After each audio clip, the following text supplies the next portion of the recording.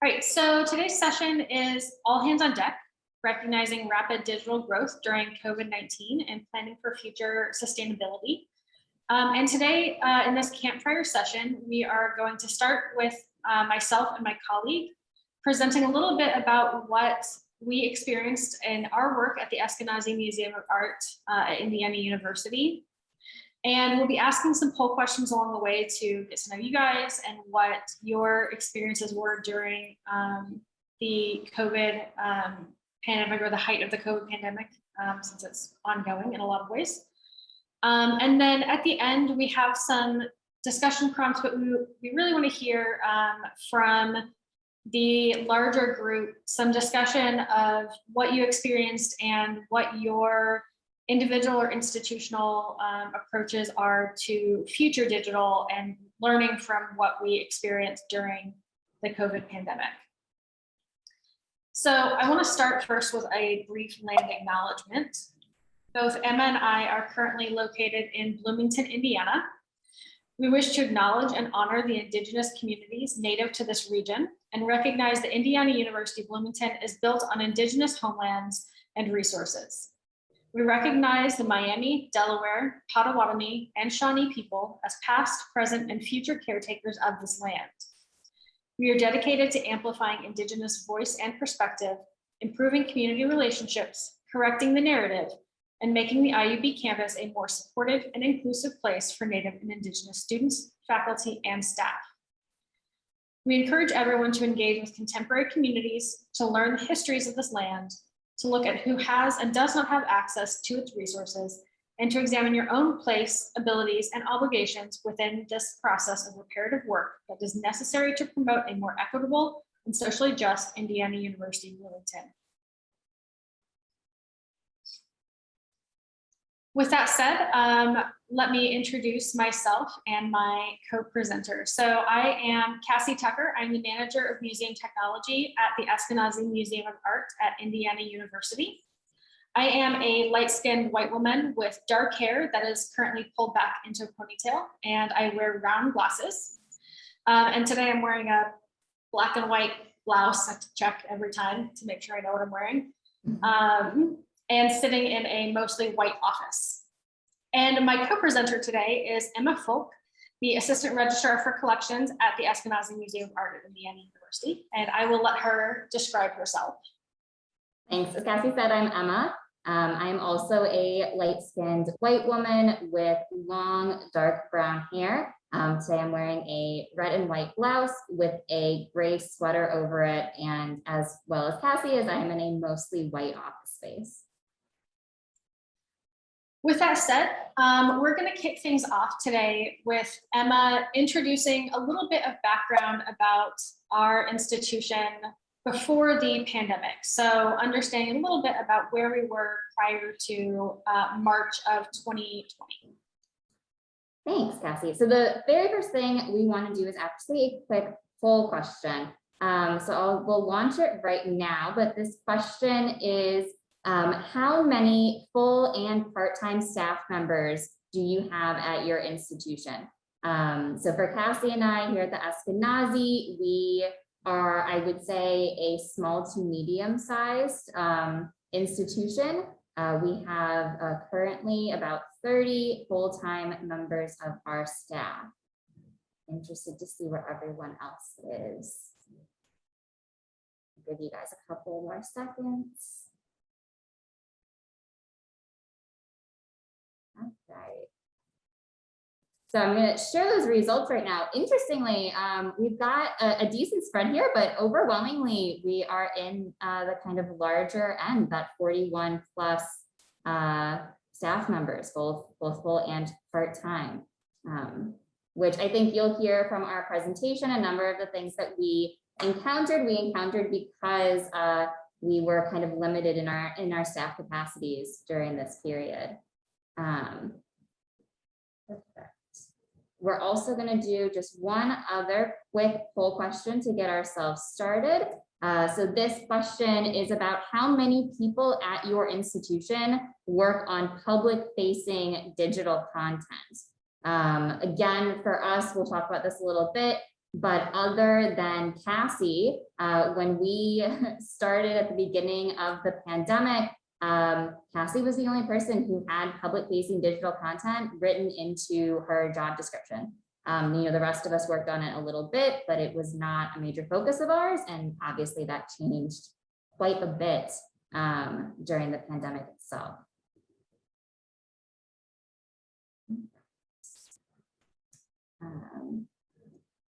So again, interesting here, but even with having the majority of our participants today at institutions with over 40 people, it looks like the majority here have about 2 to 5 people who are working on that public-facing digital content. All right, so a little bit about our institution at the beginning and before the pandemic. So Cassi and I both work, as we said, at the Eskenazi Museum of Art, which is located in Southern Indiana on the campus of Indiana University Bloomington. So we are an encyclopedic museum with over 40,000 objects, 7 galleries, and 2 viewing rooms. In 2019, we finished a major renovation and reinstallation of the entire museum. So along with this renovation and the hiring of Cassi, my co-presenter, came a greater focus on museum technology and digital content more generally. Before this renovation, before Cassi joined our staff, we had really limited technology use. So occasionally we had iPads in the gallery. We had a website with a few hundred objects from the collection. There was a blog that was not consistently updated, and several digital exhibitions that were accessible through the museum's website. So during the renovation process, greater emphasis was placed on technology, specifically our website, which got a fantastic redesign and the addition of our collections online. So on your screen right now is a screenshot of our collections online. So you can see the lovely Indiana University red banner and symbol at the top of the screen. And then on the rest of the screen, we've got a couple of different options. There's a place in the center for people to start searching our collections. There's also links to essays that have been written by members of our staff that people can look at.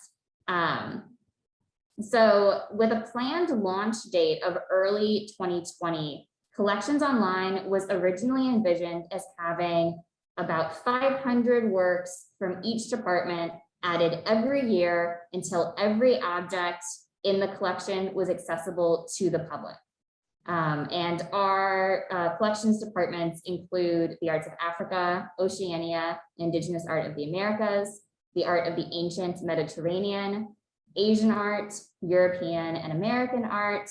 We have a prints, drawings, and photographs collection, and a new department, which is global contemporary art. As you will see on a later slide, these records for Collections Online include an image with alt text, basic tombstone information, artist, date, medium, and many include label text written by our curatorial staff. So to kind of give you an idea of where we were with this project, our Collections Online launched, and less than 3 weeks later, the museum and the university closed because of lockdown restrictions. And the launch of Collections Online was not related to the pandemic. We just got very, very lucky that the timing was about the same. So Emma, I think we have another poll question that you're going to open up. We do. So this third poll question here asks, did your institution launch any new digital programs or content after the start of the COVID-19 pandemic? Again, I'll give everybody a couple of seconds to answer that. Although the answer is already very obvious which way it's going. All right, so overwhelmingly, The answer was yes. So what Cassie's going to start talking about and what we're going to dive into a little bit now is what we did as an institution during the pandemic, especially at its height, to really get our digital programs going. Great. So during the lockdown, major work continued in two main areas that we're going to talk about. Of course, there were a lot of things going on. But today we're going to talk about the work that we did in digital and the work that we did in sort of processes and workflows that mostly affected the registrar and curatorial departments. So when we initially went into lockdown, we expected it to be like a few weeks, 2 or 3 weeks working at home, remote work, and then we would return to business as usual. And I got so tired of the phrase business as usual by the end of things. And most of the curatorial staff, along with their graduate assistants and other members of that department, had a limited amount of work that they could complete from home on such short notice. We were able to take advantage of that opportunity to focus on our digital presence in a way that wasn't normally possible for us. At the time, I was working on 2 different collaborative digital projects, one of which was a self-guided web app, and the other was our Collections Online website. So we turned our attention primarily to Collections Online. The curators were tasked with using the initial lockdown period to get as many new artwork records from their own collections online as possible. So in order to make that happen, we had to conduct additional staff training and reiterate guidelines for things like writing alternative text. We make it a policy that any image that goes up on our website has to have alt text written for it for every artwork. Filling out the necessary TMS fields for the website and writing feature essays. So we implemented TMS flex fields to make this possible.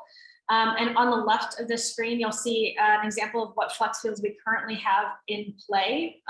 So we have the flex field group online ready, which has registration approved, photography approved, editor approved, curator approved, and a final approval. We have the group published geography, which has a field called published geography online, and a field called published provenance, which has the field published provenance online. Cassie, we have a really great question in the chat from Aaron, which is, do you have specific guidelines for creating alt text for artworks? We do. So we started by basing things off of the MCA in Chicago's guidelines that they developed for Coyote. And from there, we developed an internal sort of house style guide that we've shared with our curators. So I am really interested in, on a personal level, in making technology as accessible as possible and making art as accessible as possible. So we developed some written guidelines and documentation that included specific examples from our own collection that identified sort of tricky areas and provided examples of best practices. So one of the things that that really benefited from using our own internal institution examples rather than using the examples provided by the MCA was that when there were questions about things like, well, do I need to describe what Adam and Eve look like or what Santa Claus looks like, things like that. We could pull specific examples from our own collection where we have things like a Durer print of Adam and Eve versus an Ethiopian painting that also depicts Adam and Eve, and they are depicted extremely differently with different skin tones, hair types, backgrounds. The trees are different. The Garden of Eden is depicted very differently. And so we do have a style guide for that, and I am happy to talk about it at length at any point during the question portion at the end. Are there any other questions, Emma, that would be good at this point? Not at the moment. Great. Okay. So all of these things that we implemented, including the alt text and those guidelines, the flex fields, these were all things that we had talked about before. Like Emma said, we had just launched collections online a few weeks prior to the shutdown. But the attention was always on bigger projects, exhibitions, publications, presentations, teaching. And this was almost like a housekeeping project of preparing records for online publication. And at the time, in fact, a responsibility for the digital presence of the collection wasn't listed as an explicit duty for the overwhelming majority of the curatorial and registrar staff, which made it a little challenging when we were asking for that time to be committed to the project. However, with the undivided focus from our staff during that lockdown period, we were able to make enormous strides and published hundreds of new records in the span of just a few months. So we went from a launch with a total of about 500 records, which you'll notice is significantly lower than the 500 per department that Emma was hoping for. That tells you how challenging it was to get, sort of that priority from everyone when there were other projects going on. So we went from having about 500 total records to now having over 3,000 in our collections website, with a lot more waiting in the wings just for photography before they're published. So on the right-hand side here, you can see our digital asset management system, Piction, with just a sample of some of the things that have been recently photographed for us. So some of the photography from our collection, some ceramics and pottery, and some works on paper. During the lockdown period, we also published 23 feature essays, which ranged from short 250 to 300 word discussions on one specific work of art or one specific technique, to larger and more detailed analyses of multiple works of art from our collection. This included an essay written by the museum director, which is a task that he almost certainly would not have been able to prioritize for us if it weren't for the lockdown. So we really benefited from the undivided attention that we were able to get, especially during those early months of the COVID lockdown period. So I had a slightly unusual role during the height of the lockdown period. So at the time, we did not have an acting curator for our department of the Arts of Africa, Oceania, and Indigenous Art of the Americas. So I functioned in that role during the interim, as well as at the time being a collection specialist, also working on all the other departments through our registration department.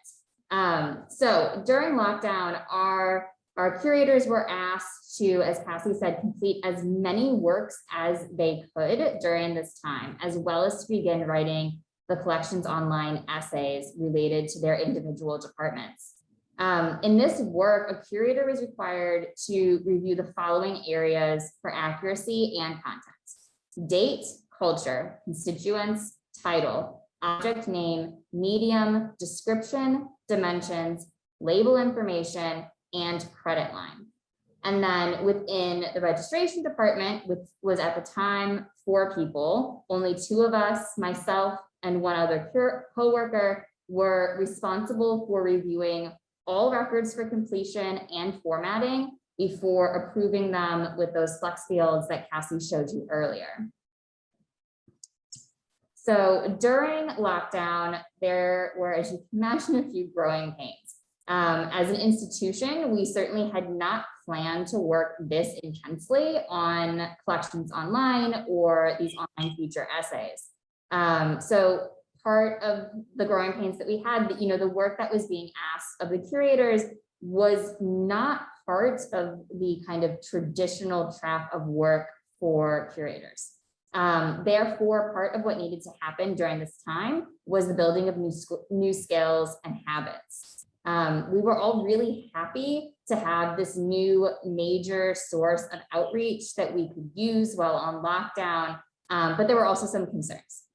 So from the registration side, this project, as I mentioned earlier, had not been written into our job descriptions. So before lockdown, our workload on it was small enough that it wasn't a problem. But during lockdown, this really became our major focus. And so this meant several conversations with our supervisor to organize priorities and discuss other responsibilities. There were also concerns from the curators about the use of their time, the number of projects that they were being asked to do, and the amount of time that was needed in order to prepare records to go online and be published. So one concern that developed came from our need for high quality photography of the collection at a much quicker pace than we had previously expected. So during the height of lockdown, only a very limited number of staff were allowed on site. And since our renovation, our collections have been stored at an off-site location, meaning that we had to be very strategic about what was photographed and when, while also making sure that those of us in the registration department or the curators were not spending lots of time on a record for an object that, given the logistics, we knew didn't have a reasonable chance of being photographed during the lockdown. So there was a lot of strategy in place in terms of what we worked on, and when we worked on it, we couldn't just kind of, go in order of accession and work our way through every single record. Staff here in Indiana began to be allowed back into the museum in the late summer of 2020 with very limited hours on site and heightened COVID testing.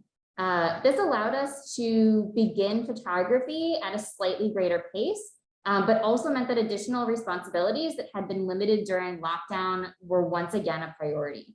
So for the registration department, there were several new exhibitions and gallery rotations that needed to be done, as well as objects that needed to be prepared for loan.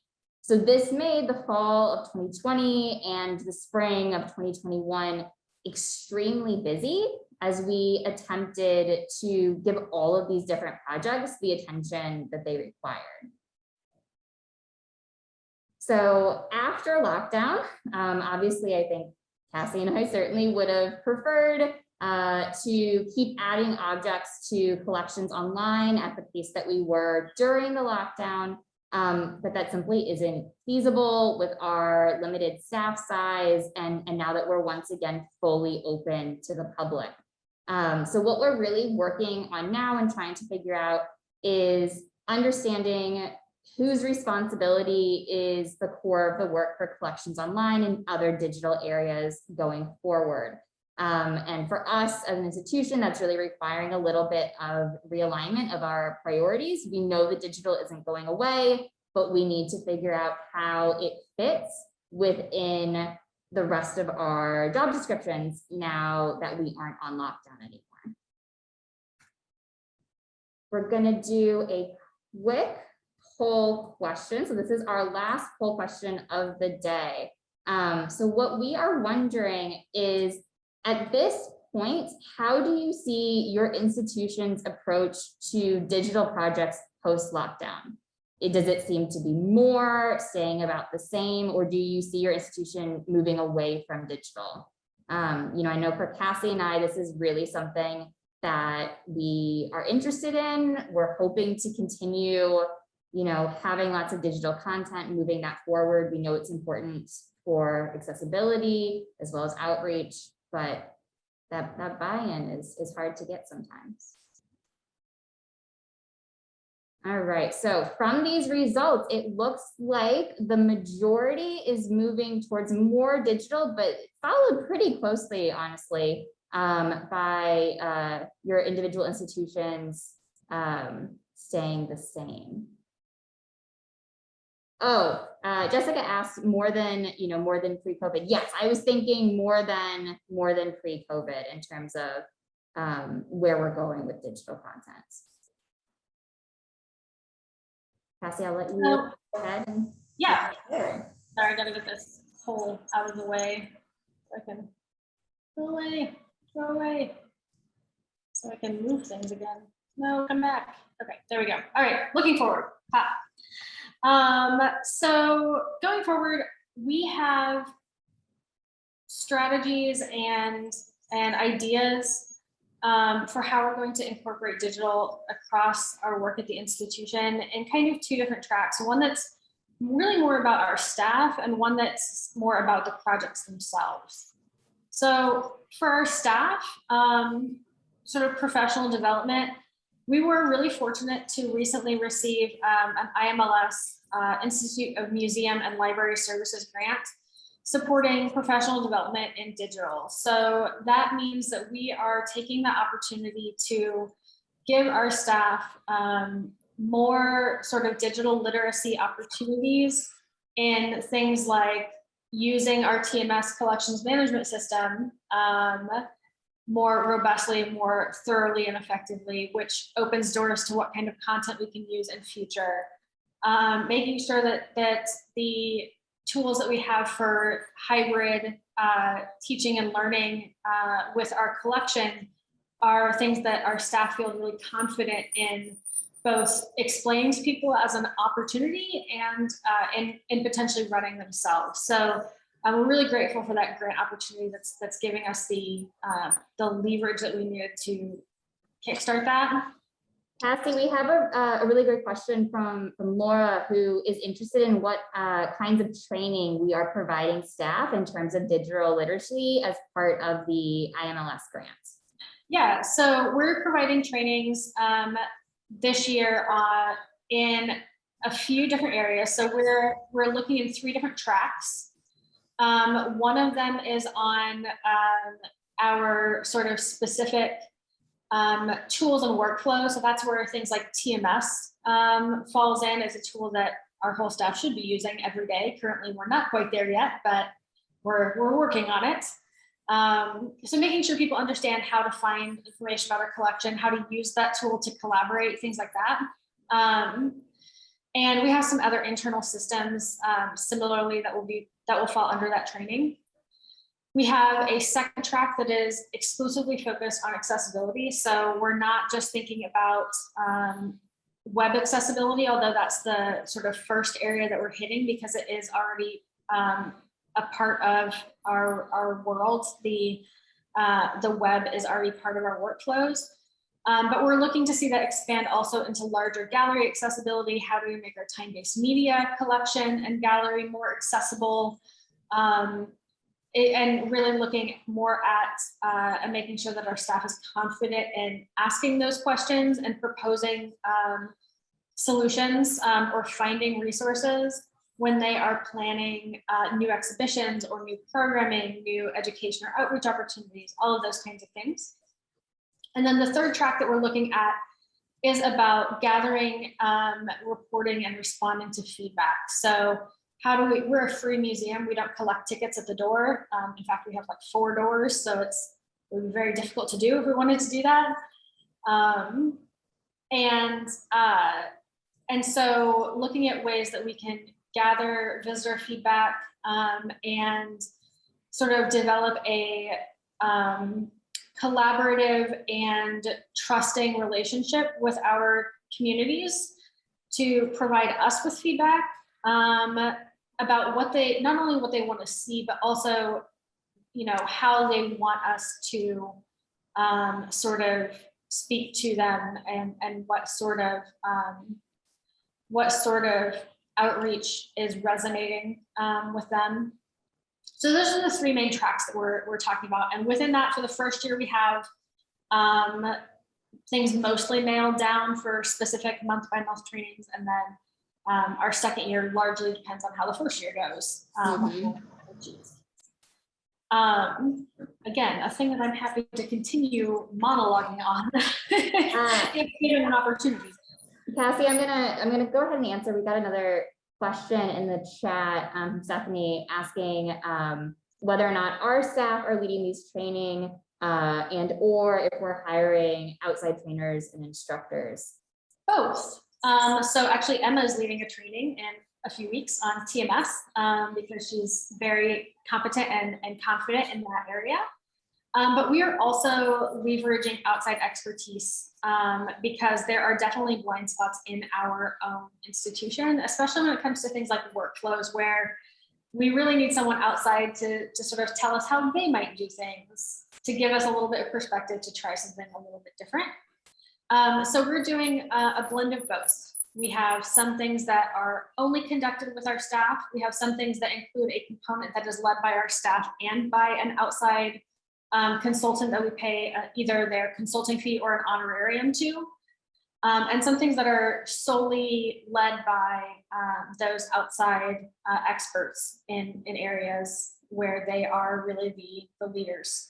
So we're really excited for that. I'm really excited for some of the folks that we're bringing in for accessibility stuff, and it's going to be a great opportunity. I'm very confident for both some networking for our staffs to be more collaborative with other institutions, and for us to do that internal growth that is the core of the IMLS grant.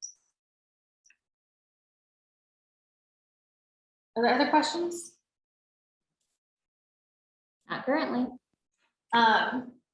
So IMLS grant, we have now thoroughly covered the IMLS grant. There are a few sort of challenges that we're also going to be facing with staff development. I know that across the field, we're seeing it in our institution too, but post-pandemic departures are right now leaving us short-staffed, and we're anticipating the need for retraining staff as we get those positions filled. But right now we're sort of operating on a low staff model. And then of course we are returning, I think Emma already mentioned this, back to the divided attention of upcoming special exhibitions, acquisitions, travel, the more traditional responsibilities that especially our curators, but really across the staff, take away from their ability to prioritize our digital projects. In terms of what we're doing for our digital outreach and what we're planning for that, we're really excited to keep a lot of the hybrid model things that we tried out during COVID. So once we had that partial lockdown raised by Indiana University, where some of our staff could come back while most of us worked from home, we were able to implement some really great hybrid models. And over here on the right, you see an image of a dark-haired woman who is standing in front of a goldish colored large cloth and gesturing to it. And behind her is a screen that is also has projected on it a textile weave. And that's an example of one of our object study rooms, where we can do both in-person object viewings, and we can do Zoom calls, or if people are in person, they can just zoom really far in and look really closely at object patterns and textures and techniques. And this was something that we were actually really excited to see some great donor engagement with. Emma has a great example of that we'll talk about. We're also looking to really maintain the standard and commitment to accessibility. So when it was the only thing that anyone could really work on, it was very easy to make that, a high priority and keeping that standard something that was done well. But making sure that it stays a priority is something it's one of those institutional habits that we're still building. We really want to use the new staff confidence in digital that we have so far, and also that we'll build with the IMLS grant, to expand what we can do with our education outreach. And we're also interested in the future looking toward projects that support either in-person and virtual engagement, or hybrid engagement with our collection. So things that aren't limited to one or the other, and allow our guests to choose what they're most comfortable with based on how safe they feel, what the sort of climate is in terms of health, or their own travel abilities, things like that. So we're really looking forward to sort of building on what we have. As Emma said, there are a lot of growing pains, and we've learned a lot, and we definitely don't want to lose what we've learned. Yeah. So we've got about 10 minutes left. Cassie and I have discussion questions prepped, but I wanted to give everybody the opportunity. If there were any questions right now, feel free to speak up or put them in the chat. Otherwise, we will use the last couple of minutes for a few discussion questions. I'm gonna go ahead and close the PowerPoint. And so if you would like to unmute yourself, go ahead and just jump in. I think we're gonna do that. There you go.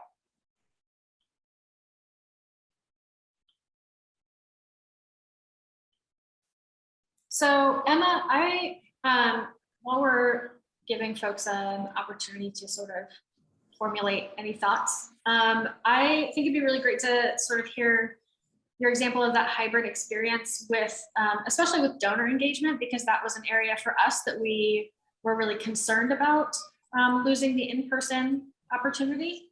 Yeah, so again, you know, a lot of our digital projects were either pre-planned before the pandemic, and we got very lucky that they were timed as such and that we could use them during the pandemic, or we had a number of projects where we just had to figure out what we were doing in the middle of the pandemic and make it work.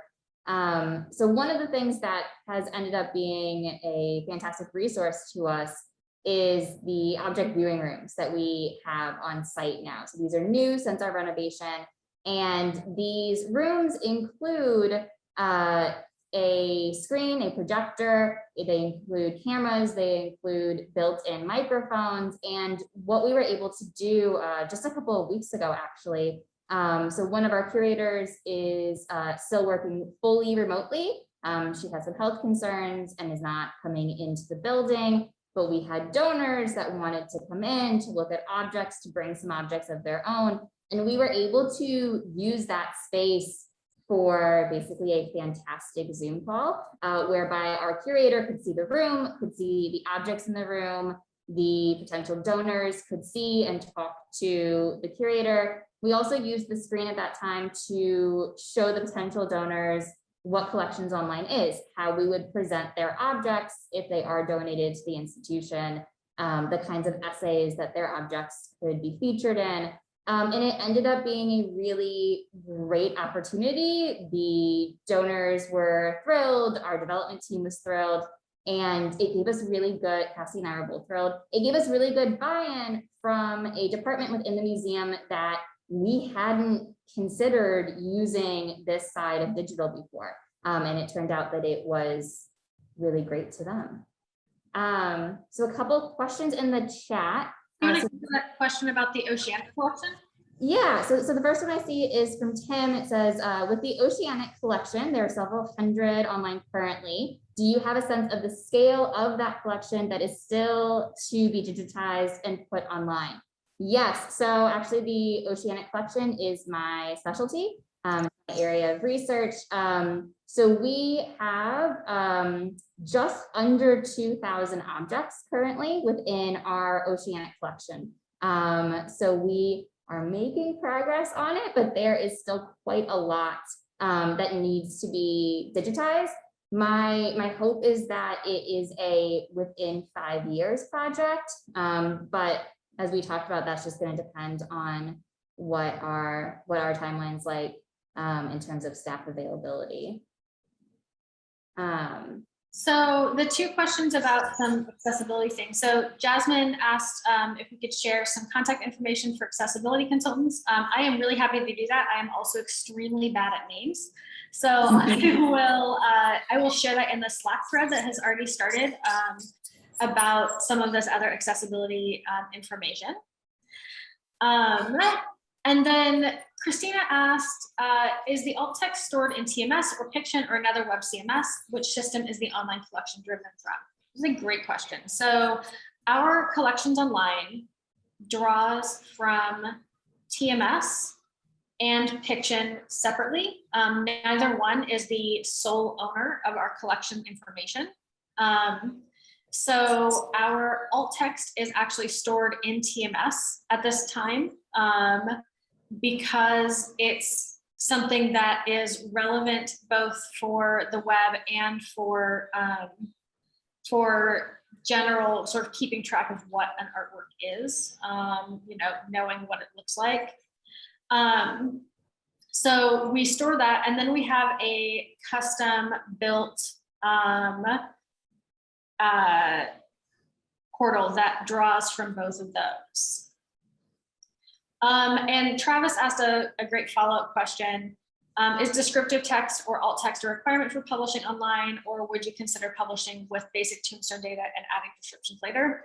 So I really early on, this also kind of speaks to Aaron's question about governance, which I'll come back to and read, but I established really early on when I joined the museum that I didn't want to make the accessibility components optional or come back and fix it later things, because too often the result of that is that it doesn't get fixed later.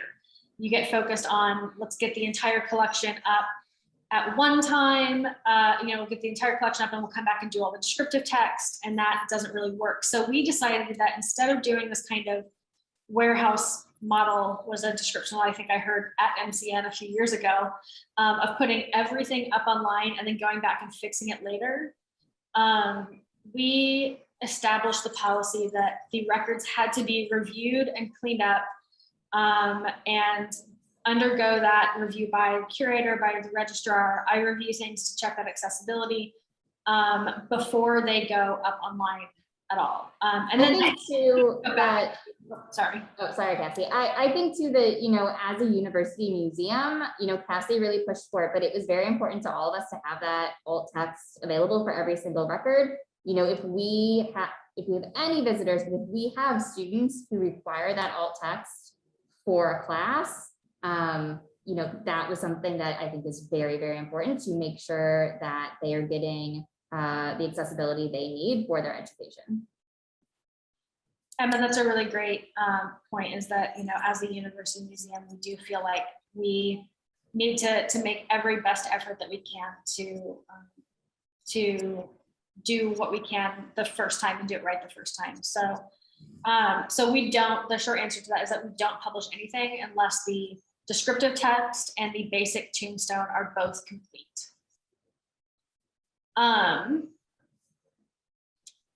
To sort of speak to Aaron's question about governance, who decided what data elements would be published? Is there a written protocol for quality control and approval?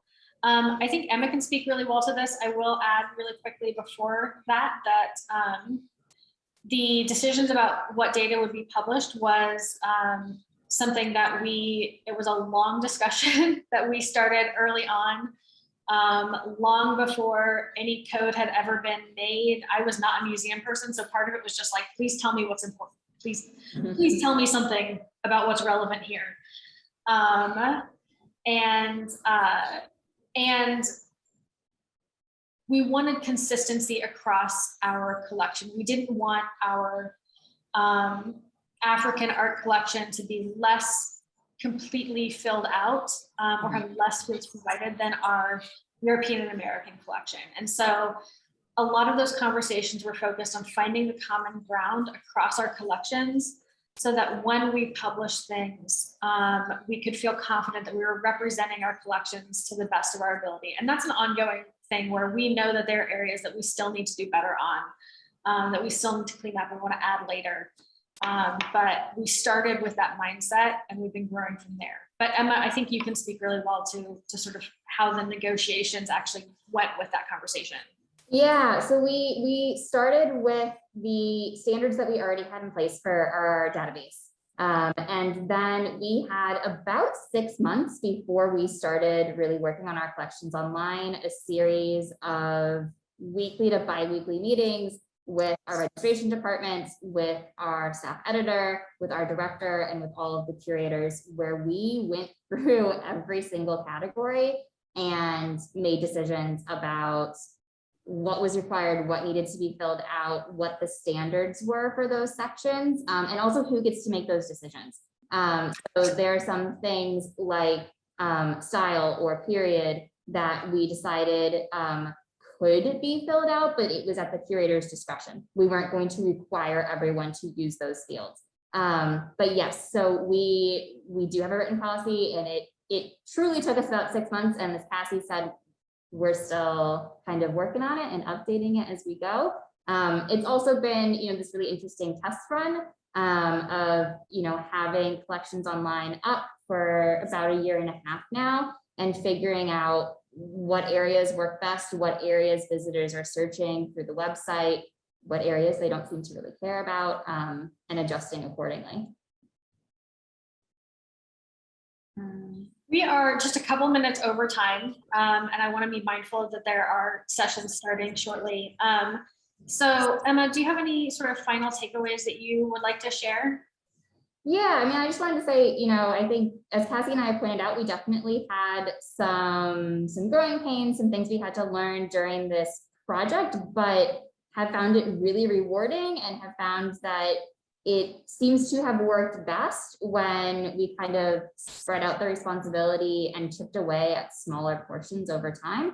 But we are also very happy to continue talking in Slack, or feel free to contact either of us by email, because we're really interested in this. Is absolutely still a project that we are developing and thinking about, so we welcome other ideas too. Yes, and I would just like to echo to Emma, thank you all for your feedback and your questions. This has been great. Clearly, I can talk for forever if you let me.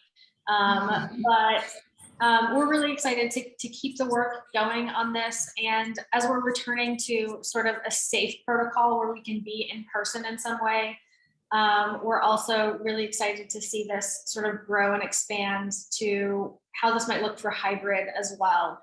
And so, yeah, so thank you all for joining us. I'm going to wrap this up so the next session can get started, but I look forward to continuing this conversation in Slack or in future sessions, wherever we happen to run into each other. So thank you all so very much.